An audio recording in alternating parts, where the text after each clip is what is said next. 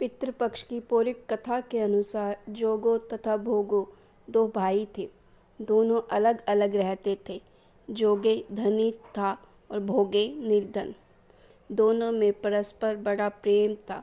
जोगे की पत्नी को धन का अभिमान था, किंतु भोगे की पत्नी बड़ी सरल हृदय थी।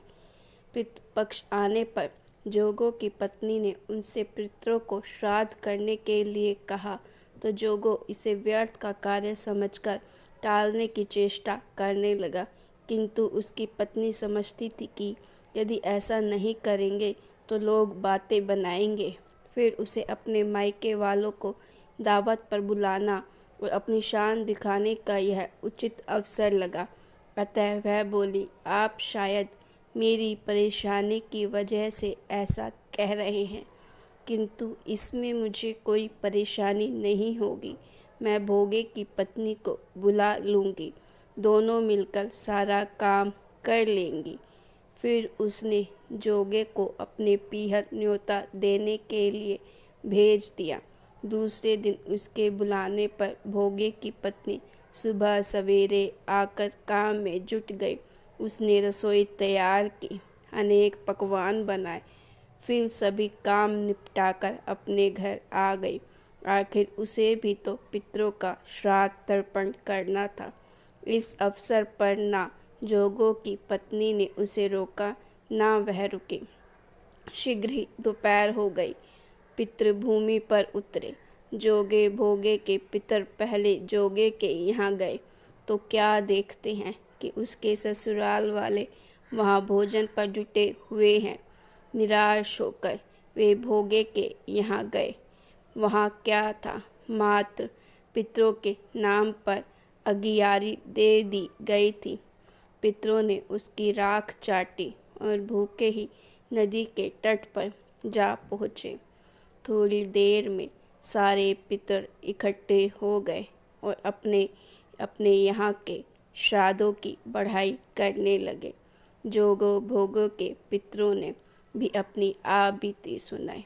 फिर भी वह सोचने लगे, अगर भोगे समर्थ होता तो शायद उन्हें भूखा ना रहना पड़ता, मगर भोगों के घर में तो 2 जौन की रोटी भी खाने को नहीं थी।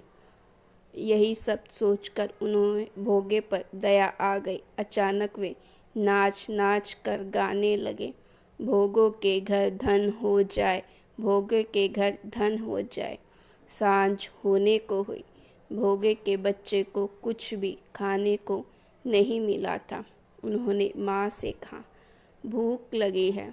तब उन्हें टालने की गरज से भोगे की पत्नी ने कहा, जाओ, आंगन में होदी ओधी रखी है, उसे जाकर खोल लो और जो कुछ मिले बांटकर खा लेना। बच्चे वहाँ पहुँचे तो क्या देखते हैं कि होदी मोहरों से भरी पड़ी है। वे दौड़े दौड़े माँ के पास पहुँचे और उसे सारी बातें बताई। आंगन में आकर भोगे की पत्नी ने यह सब देखा तो वह भी हैरान रह गई। इस प्रकार भोगे भी धनी हो गया, मगर धन पाकर वह घमंडी नहीं हुआ। दूसरे साल का पितृपक्ष आया।